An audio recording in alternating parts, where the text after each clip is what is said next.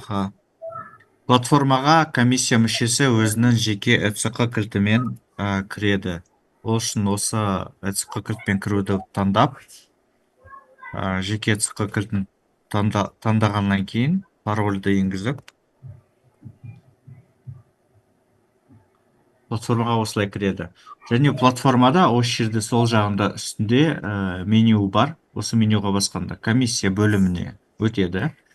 Осы бөлімде міне осы комиссия тұрады. Комиссия мүшесі тағайындалған комиссия. Осы Не, жерде кірген кезде Саламатсыздар ма? аттестаттаушылардың Дауысы өтініштері. естілмейді.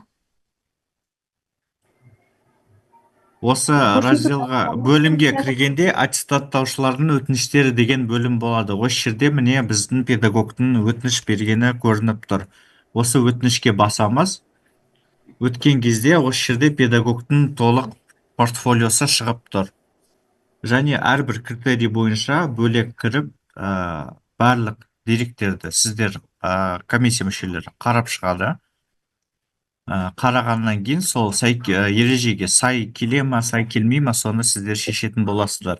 Және осы жұманың ішінде комиссия мүшелеріне оң жағында әрбір критерийға балл қою жұмысқа жүргізіліп жатыр. Сондай балл қою доработкасы болады. Сіздер әрбір критерийға өздеріңізді балды қойып шығасыздар, әрбір деректерді тексергеннен кейін.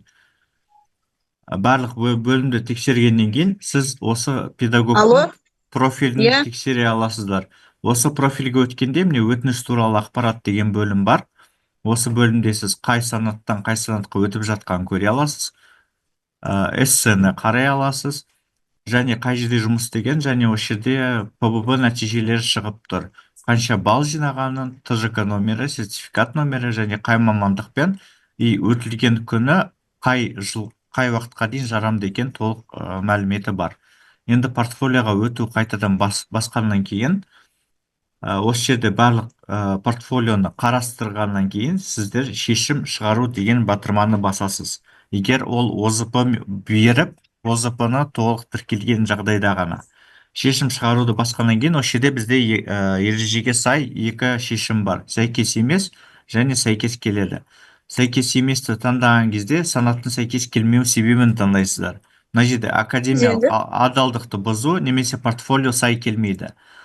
Егер сәйкес келеді таңдасаңыз, осы жерде қай санатқа сәйкес келіп тұрған таңдайды. Педагог модераторға беріп жатыр, сондықтан модератор таңдалады.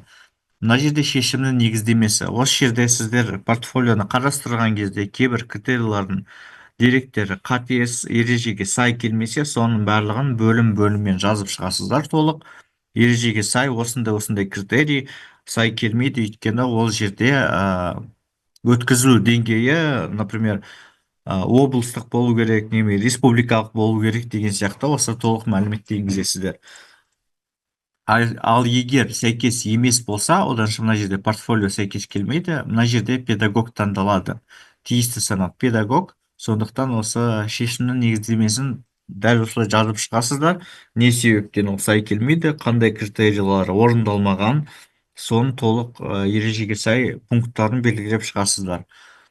Оның барлығын белгілегеннен кейін, қазір 1 минут. Барлығы белгілегеннен кейін, мына жерде қол қойып жіберу деген батырмасы шығады. Осыны басқан кезде жеке ЭЦК кілтпен қол қоясыздар.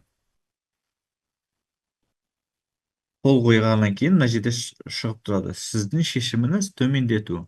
Сондықтан артқа басқан кезде міне сіздің шешіміңіз енді осы өтініш бойынша сіз портфолионы қарастырып болдыңыз. Егер төрағаның артынан кіре отырсақ, қазір көрсетем қалай көрініп тұратынын.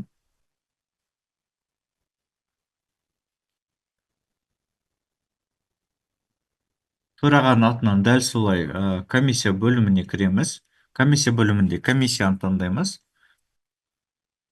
Осы комиссияда міне Сәкен Ақсұңқар төраға болып белгіленген. Барлық комиссия мүшелерін төраға мен хатшы ғана көреді, ал комиссия мүшелері комиссияның құрамын көрмейді. Аттестаттау парақтарын басамыз. Осы жерде біз көріп тұрмыз міне. Сабыров комиссия мүшесі шешім қабылдады, және мына жерге қандай обоснование қандай жазылғаны көрініп тұр. Енді толық 2-ден 3 бөлігі комиссия мүшелерінің шешімдерін енгізсе, төраға енгізе алады. Төраға осы барлық комиссия мүшелері шешімін енгізгені күткеннен кейін өзі осы профильға кіріп, барлық критерийларды ережеге сай тексеріп шығады. Дәл солай балдың барлығын қоятылуының мүмкіндік осы жұманың аяғына дейін обновление болғаннан кейін сол разделдар болады. Және осы біліктілік арттыру, тәжірибені жалпылау және тарату бөлімдеріне кіріп, әрбір деректерді толық қарап шығу керексіздер. Ал мына жерде беріліп тұрған балл ол ақырғы балл емес, өйткені сіз растап деректерді қарағаннан кейін осы балға қарамастан сіз өздеріңіздің балдарыңызды қоясыздар. Және толық осы портфолионы қарап шыққаннан кейін төраға өзінің шешімін енгізеді. Ақырғы шешімін енгізгеннен кейін бұл өтініш бізге хаттамаға кетеді. Хаттаманы егер осы жерде міне өтінішті енгізгеннен кейін хаттама бүгін 2-сі күні пайда болса, ана жерде күні жазылып тұрады, 2.04 деп жазылып тұрса, оданша сіздер тек қана келесі күні ғана сол хаттамаға қол қоя аласыздар. Өйткені бүгінгі күні хаттама пайда болса, ол бүгінгі күнгі барлық өтініштерді өзіне жинақтайды. Екінші күні ол хаттаманың статусы өзгергеннен кейін ең бірінші комиссия мүшелері қол қояды, сосын ақырға төраға өзінің қолын қояды. Сондықтан кейін бірақ қана өтініштердің ақырғы қандай шешім алғаны, соның барлығы ақпараттар берілген тұрады. Комиссия жұмысын толықтау көрсетіп шықтым, ешқандай қиындық жоқ. Комиссия мүшесінде және төрағада шешім қабылдау бірдей, бірақ төрағаның шешімі ең ақырға енгізілетін болады. Егер комиссия мүшелері осы техникалық сұрақтар болса, жұмысы бойынша, оданша қоя берсеңіздер болады. 10 минут сұрақтарға жауап берейін, сосын ары қарай сіздерге ережелер бойынша түсіндірмелер жүргізіледі.